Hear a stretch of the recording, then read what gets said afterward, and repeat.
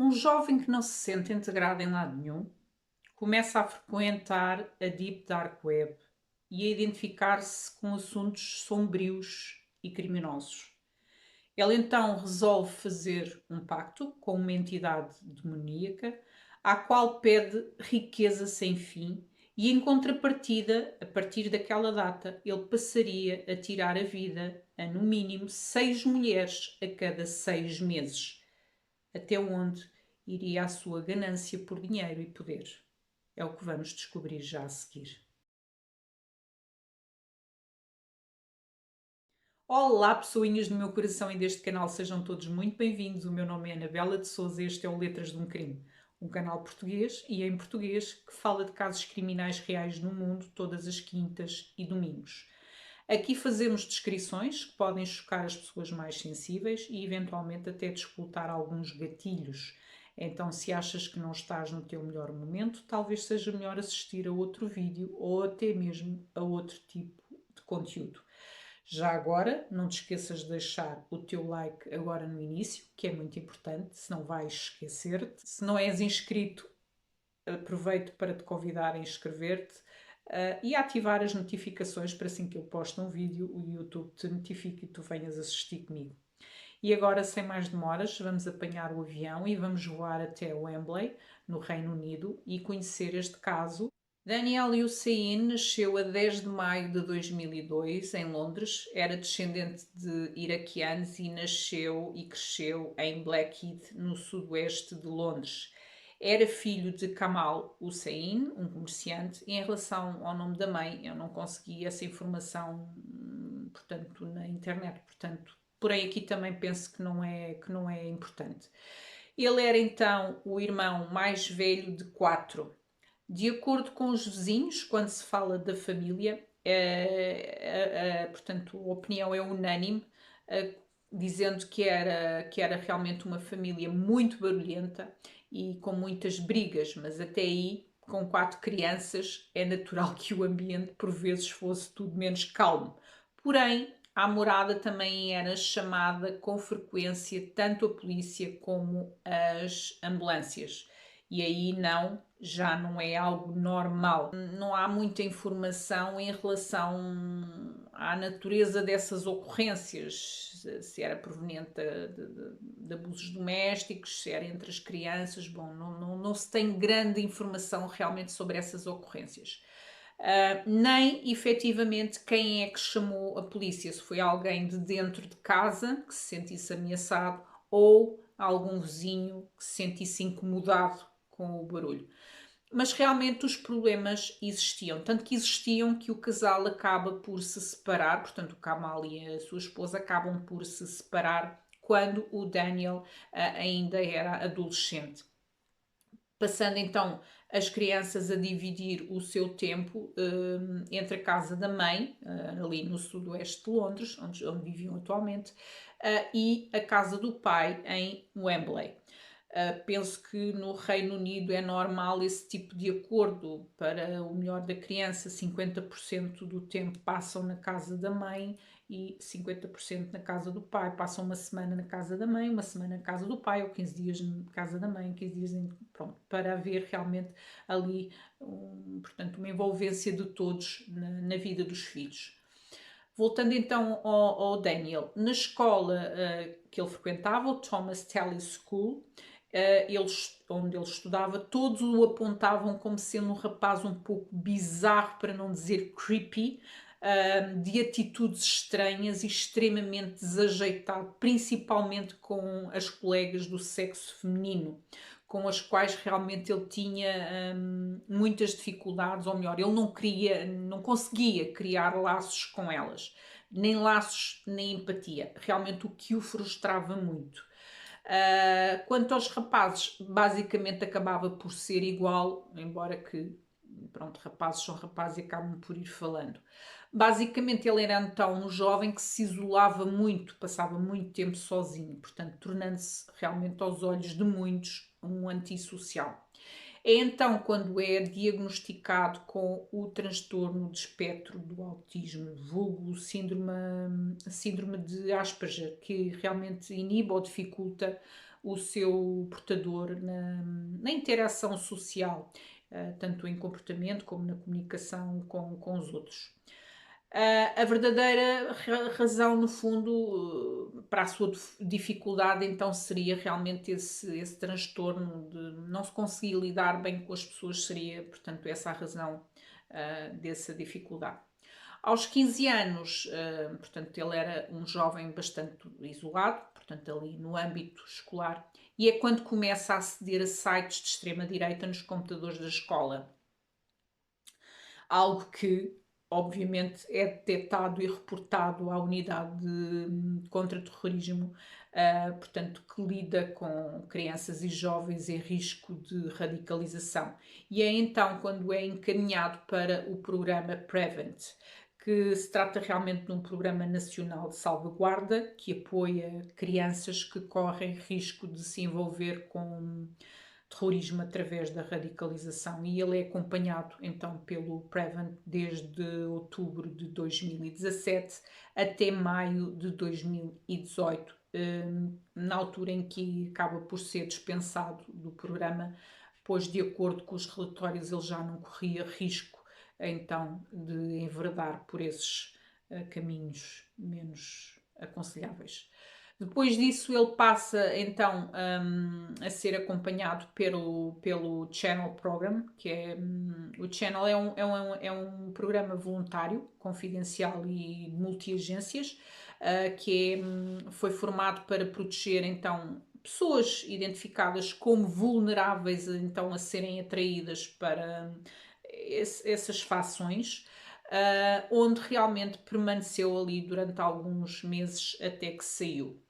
O maior sonho portanto, Daniel era de facto ir para os Estados Unidos para um campo de férias como monitor. Portanto, esse seria o sonho que ele tinha e alimentava, que era então ir para os Estados Unidos. Bom, o Daniel então acaba o secundário. Ele ainda se chega a inscrever na universidade, onde realmente chega a ir algumas vezes, mas acaba por desistir. Realmente ele buscava algo onde se encaixasse, ou com que se identificasse, e realmente a faculdade não era esse local. E é quando então ele volta a demonstrar algum interesse por esses assuntos mais extremos e radicais. Eu não posso estar constantemente a falar nesses termos aqui, porque senão vai-se o vídeo. E regressa então às suas pesquisas na Dark Web e na Deep Dark Web. Portanto, quem não sabe, a internet é composta por camadas, em que temos a internet que qualquer um acessa, depois temos a Dark Web e depois temos a Deep Dark Web. Portanto, são camadas que não são acessadas de forma legal, portanto é ilegal, não tentem aceder à Deep Dark Web nem nada do género, portanto, e nessas camadas da web mais abaixo são onde são, portanto, falados assuntos como assuntos criminosos, portanto, assuntos que vão contra a lei, portanto, tudo o que é mau encontra-se nessas camadas, portanto, basicamente ele frequentava fóruns, portanto ele acaba então por regressar às suas pesquisas na Dark Web e na Deep Dark Web, portanto onde realmente esses grupos que ele se identificava mais operavam. O Daniel então começa a desenvolver uma obsessão por dinheiro fácil, ganhar a lotaria para ele tornou-se algo de vida e morte, algo que realmente todos desejamos, porém ele era a um nível completamente estratosférico, portanto obsessivo. Começa a interessar-se também pela demonologia e pelo satanismo e vai acessando a fóruns online. Um desses fóruns era liderado por um americano do Utah, Matthew Lawrence, que também era conhecido ou é conhecido por E.A. Keaton, um autodenominado mago negro e membro de alto escalão da Ordem Satanista dos Nove Ângulos. E nesse fórum, o Daniel tem acesso a muito material e muitas ideias, tudo muito pesado, extremamente violento, desde tirar a vida a crianças, abusar de mulheres, a violência íntima, portanto, imaginem tudo do pior, venda portanto, de armas, portanto, tudo isso é tratado nessa parte da web. Esse autodenominado mago é alguém realmente com uma vasta cartilha a nível de crimes, desde posse de substâncias ilícitas à venda dessas substâncias, posse e porte ilegal. Portanto, era uma personagem com a qual o Daniel se identificava e tinha como mentor. Portanto, era assim a esse nível.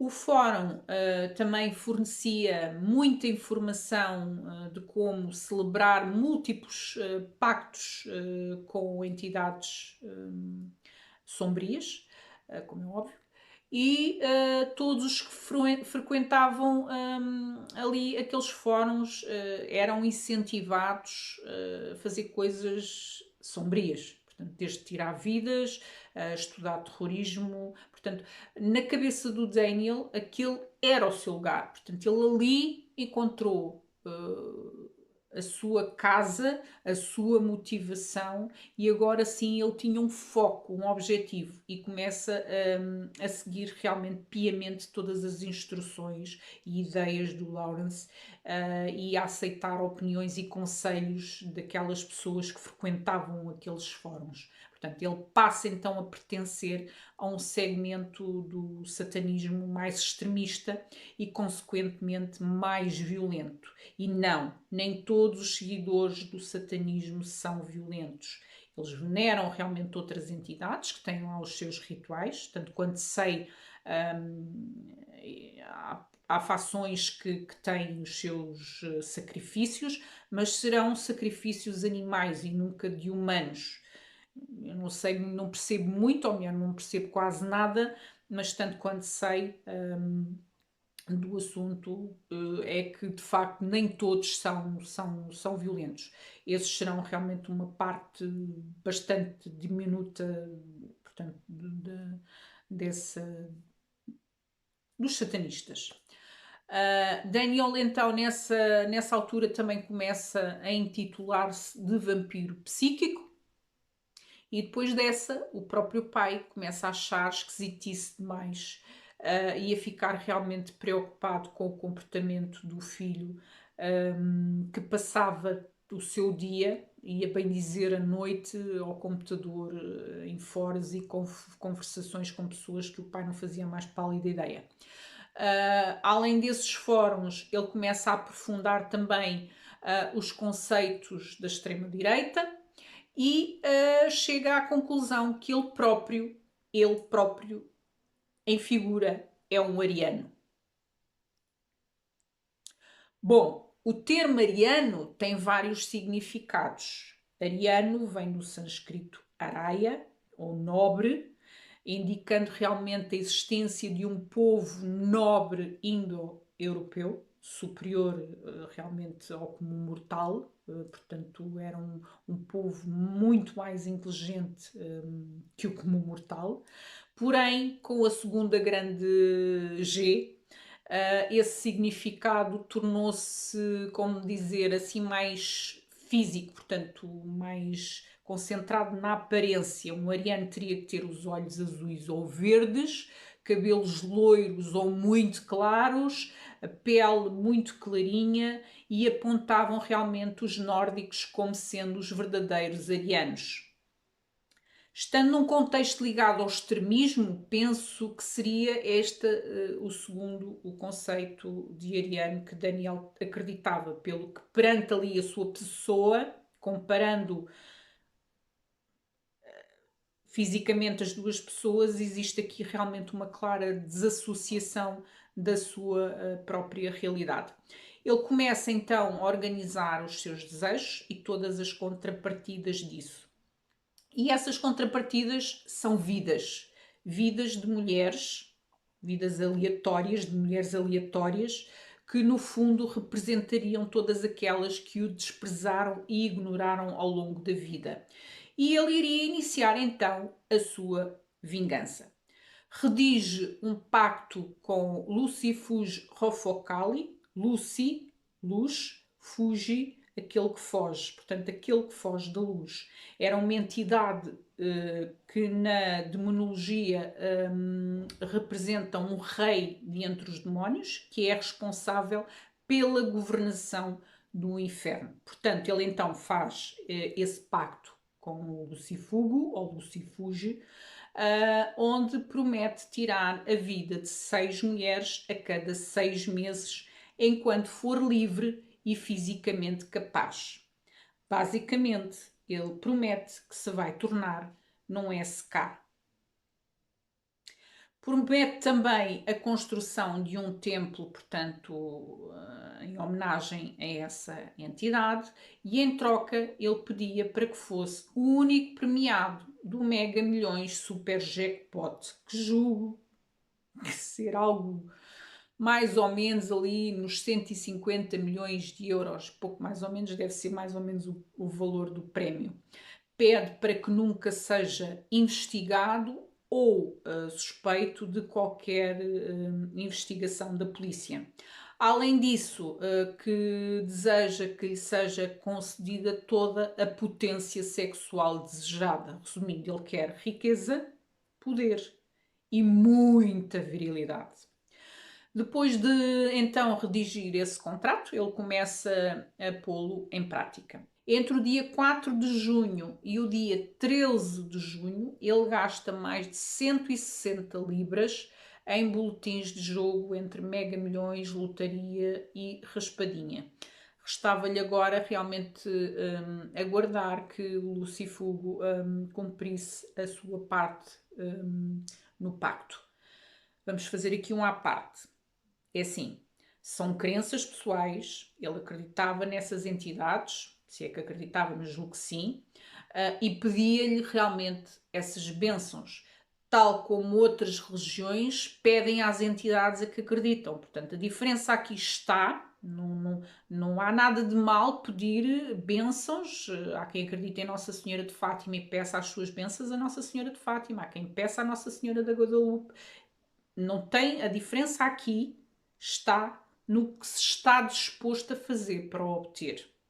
Além deste primeiro pacto, ele também faz um outro com uma rainha demónio que é Byleth, a quem ele pede para que uma determinada colega, portanto uma pessoa específica, o comece a achar atraente e se apaixone perdidamente por ele. Que ela passe de facto a acreditar que ele é o único homem na vida dela. É assim, desejar isso está errado, mais uma vez. Não, todo adolescente pede isso alguma vez na vida. Até mesmo os adultos às vezes pedem isso na vida. Se isso está errado, não está errado.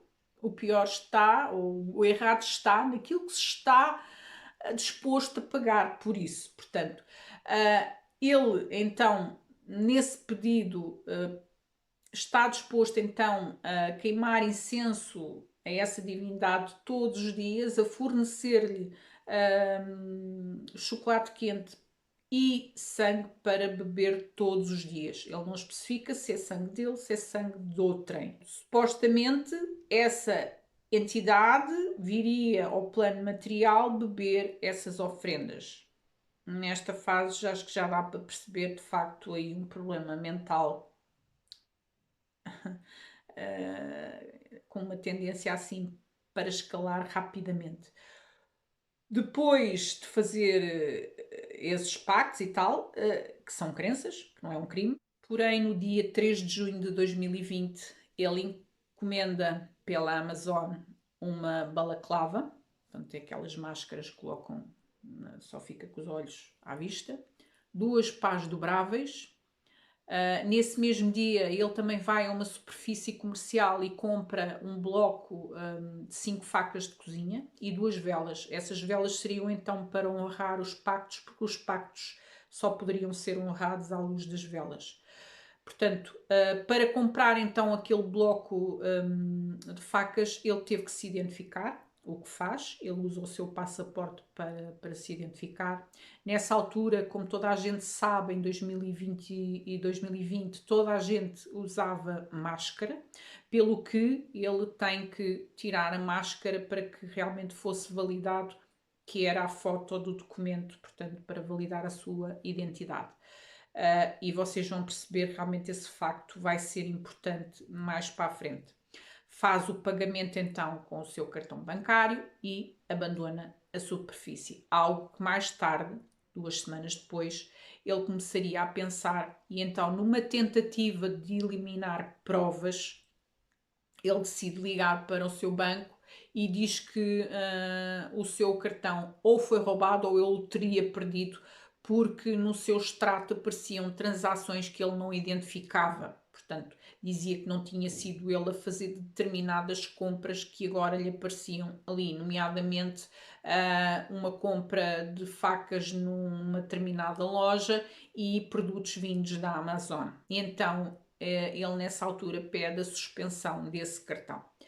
Sexta-feira, dia 5 de junho, ele então dirige-se para Friant Country Park, que é um parque com mais de 100 hectares a noroeste de Londres, com muitas clareiras e muitas zonas arborizadas, portanto é um parque muito bonito.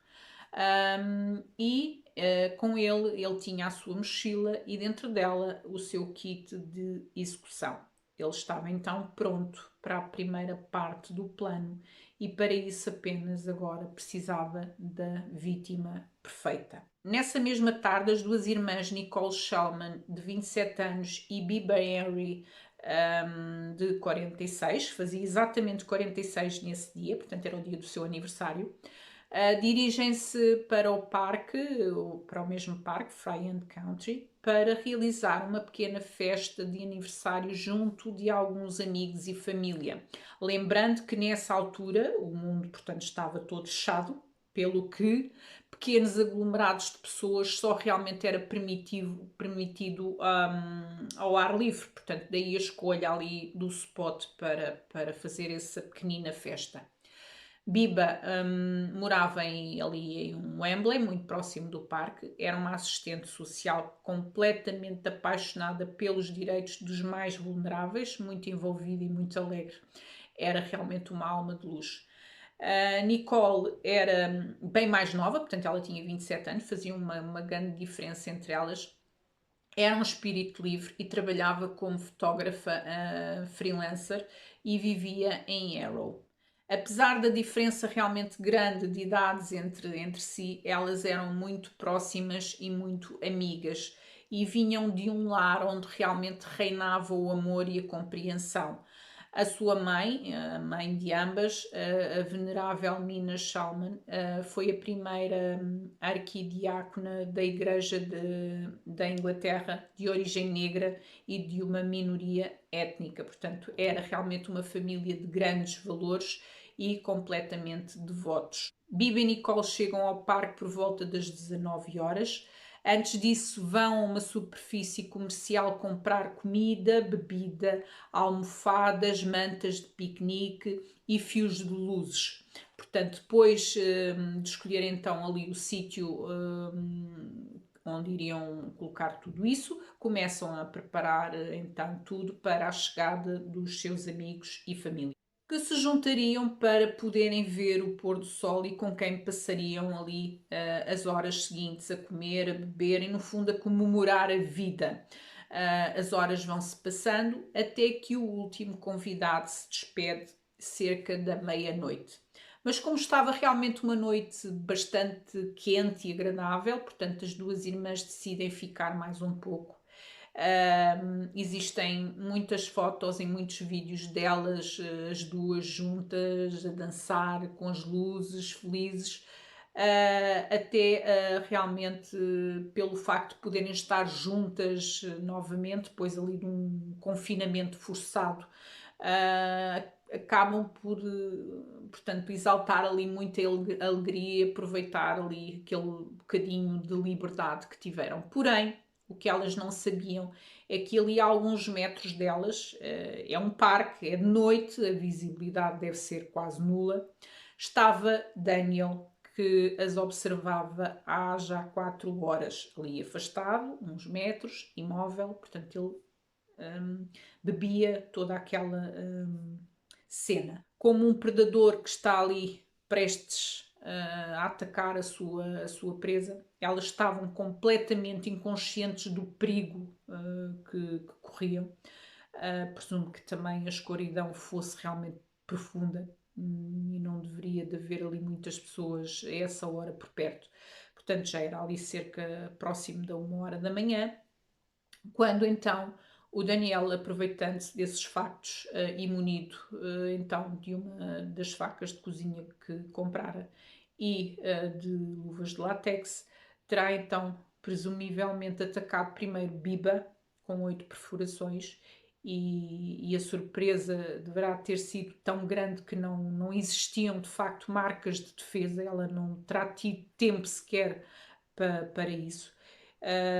E logo nas primeiras perfurações ela deve ter perdido a sua vida. Nicole, por sua vez, debateu-se e lutou bastante e foi ferida mais de 40 vezes, porém acabaria também ela por perder essa batalha e a sua vida. Depois disso, ele terá arrastado os seus corpos até aos arbustos, uns arbustos que havia ali a cerca de 70 metros, onde deixa os corpos das irmãs abraçadas. Portanto, ele coloca-as juntas e abraçadas. Eu inicialmente disse que presumivelmente terá sido desta forma, portanto, a dinâmica terá sido desta forma. Porquê? Porque Daniel declarou-se sempre inocente e nunca deu nenhuma informação sobre o que aconteceu naquela noite. Portanto, isto tudo terá sido a dinâmica que as investigações depois viriam a demonstrar. Contudo, só ele o poderá realmente confirmar ou não. Devido à luta com Nicole, portanto, acabou que ele saiu do local ferido na mão direita, a mão que empunhava a faca essa que também terá ficado abandonada no local. Realmente é um criminoso esperto. A quantidade de perfurações, principalmente em Nicole, que se realmente recusou a entregar a sua vida assim, sem dar luta, demonstrava bem a raiva reprimida que o jovem tinha pelo sexo oposto. Não era necessário tanto para tirar a vida a uma jovem. Contudo, é, é realmente notório essa raiva.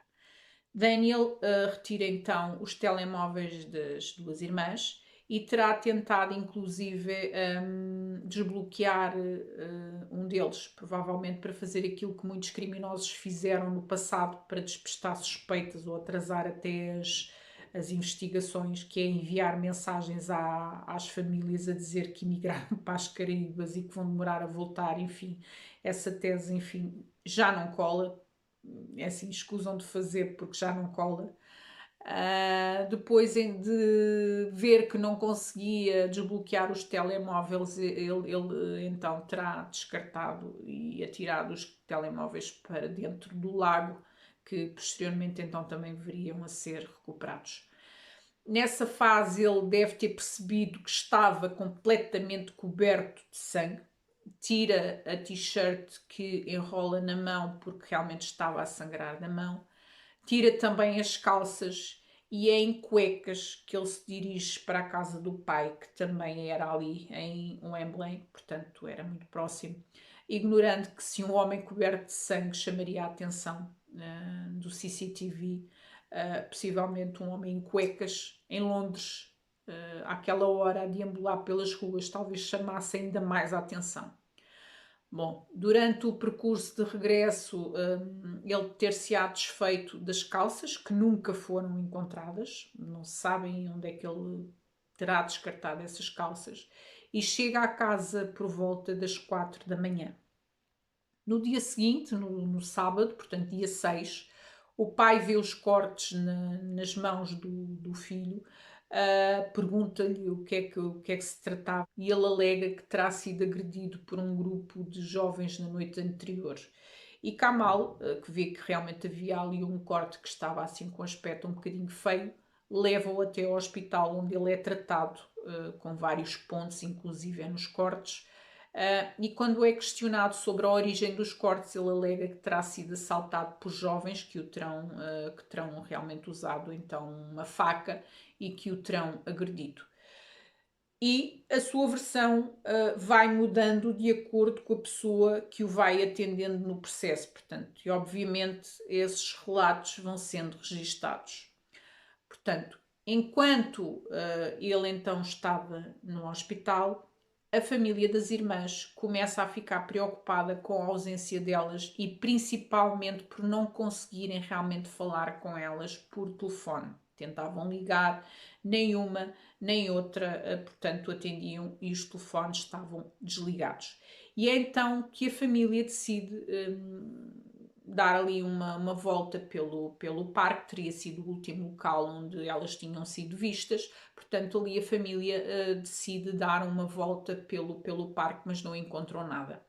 Também é nesse dia, portanto mais à tarde, que a mãe vai até à polícia para registar então o desaparecimento das filhas. Porém, a polícia, numa atitude de descaso e até mesmo de arrogância, desvaloriza duas mulheres adultas que estiveram numa festa, podem, sei lá, de repente podem ficar loucas, desaparecerem para irem beber uma cerveja, sei lá, no Everest, algo assim, coisa que a família sabia que isso nunca aconteceria e que se acontecesse, tinham a certeza que elas ligariam a avisar para que ninguém ficasse preocupado.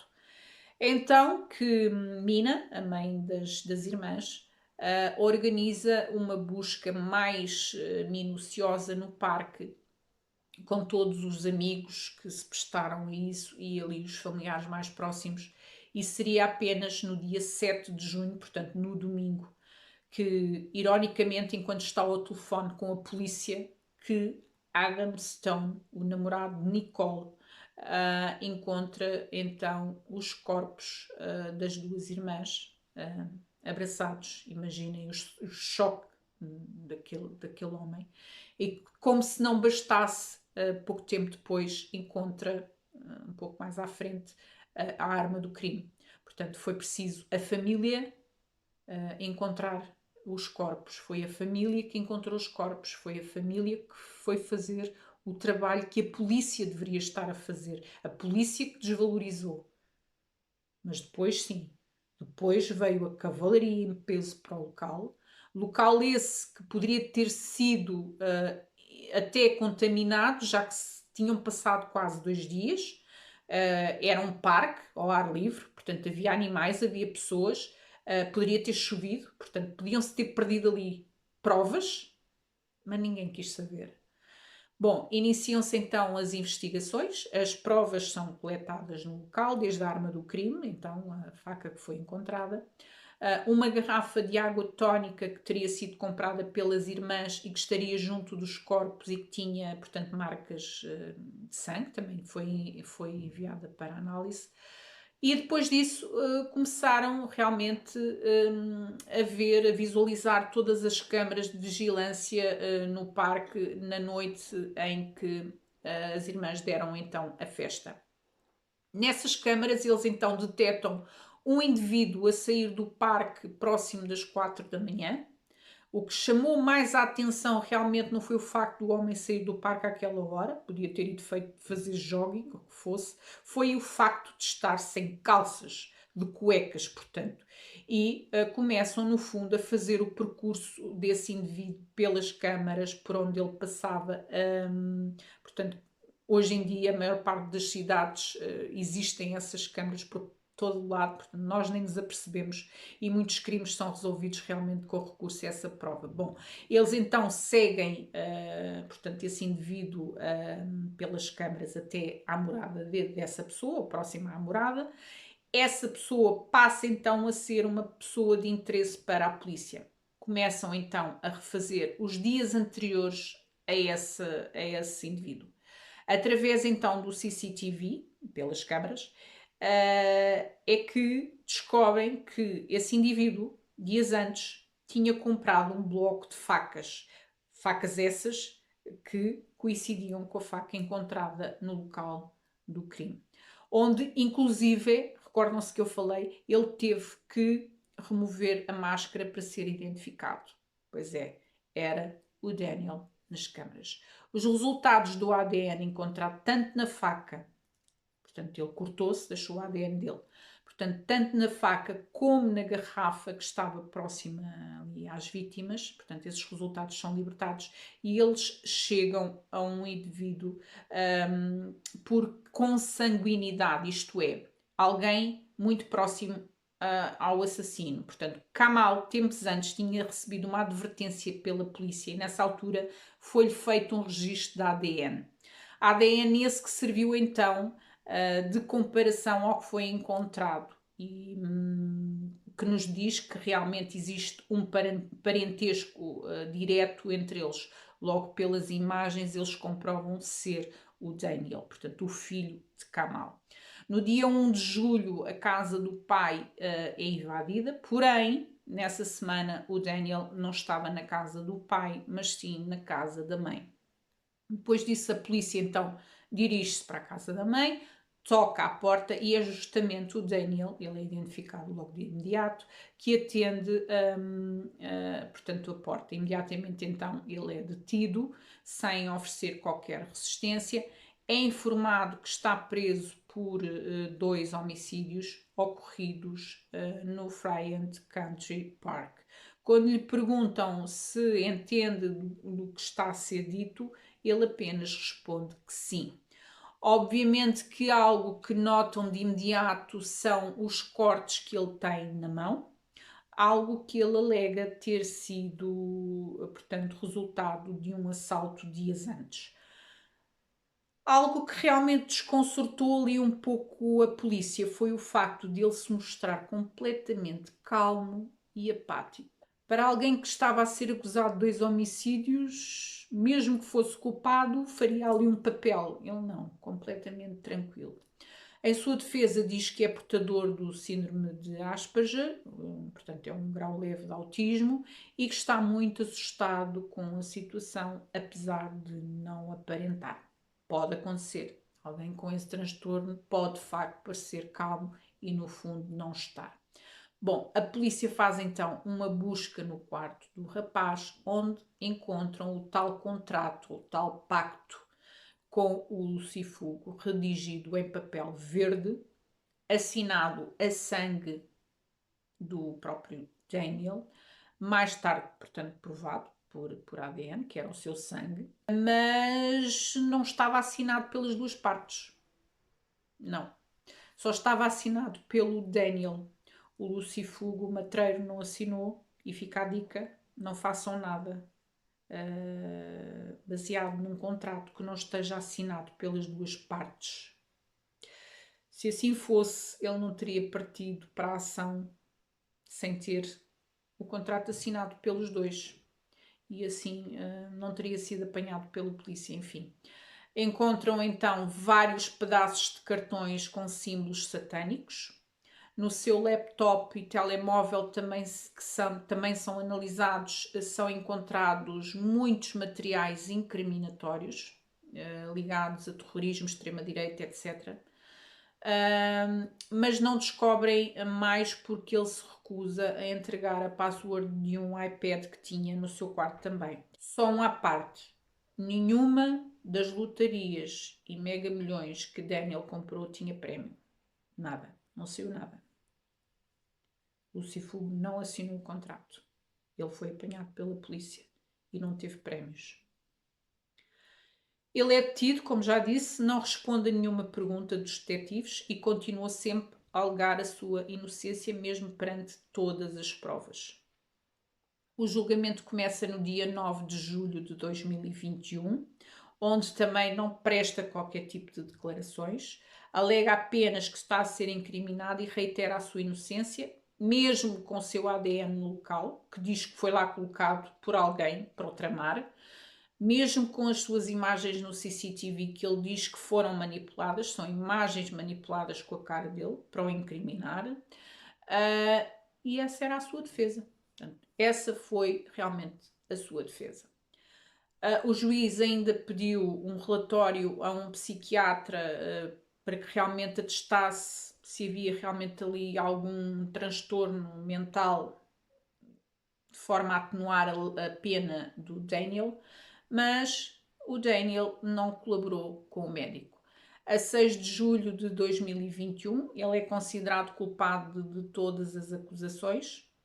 Todas as atenuantes foram consideradas, como é óbvio, portanto, desde o seu transtorno, portanto, Asperger, apesar dos transtornos não transformarem pessoas em assassinos. De acordo com o próprio psiquiatra, quando ele o fez, ele estaria realmente em si em controle. Outra das atenuantes, ele era realmente muito jovem, ele tinha 18 anos.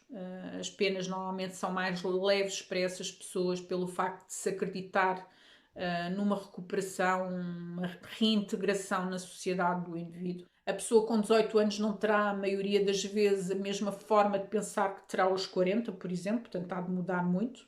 E claro que uma das maiores atenuantes era o facto de ele não ter qualquer registro criminal.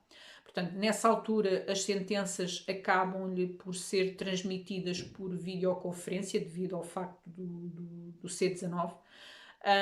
E quando o juiz então se dirigiu a ele para lhe ler, portanto, a sua sentença, ele retira-se da frente do monitor num ato de completo desrespeito perante o juiz, porém não se livrou da pena de prisão perpétua com um mínimo de 35 anos por cada homicídio e 18 meses por posse de faca em local público.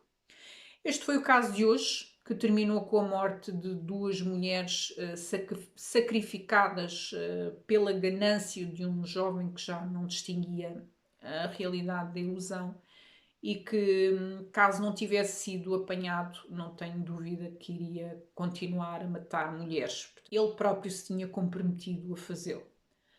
Este caso teve ainda mais camadas, porque dois polícias que tinham ficado de vigia ao local do crime, onde as irmãs foram encontradas, quando foram encontradas, decidiram tirar fotos ao lado dos cadáveres e partilhar isso num grupo de WhatsApp.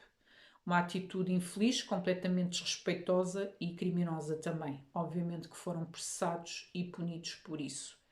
Este foi o caso de hoje. Se ficaste até aqui, deixa o teu comentário que eu vou gostar de saber. Deixa-me também o teu like. E se não és inscrito, aproveito para te convidar a inscrever-te. Eu fico por aqui.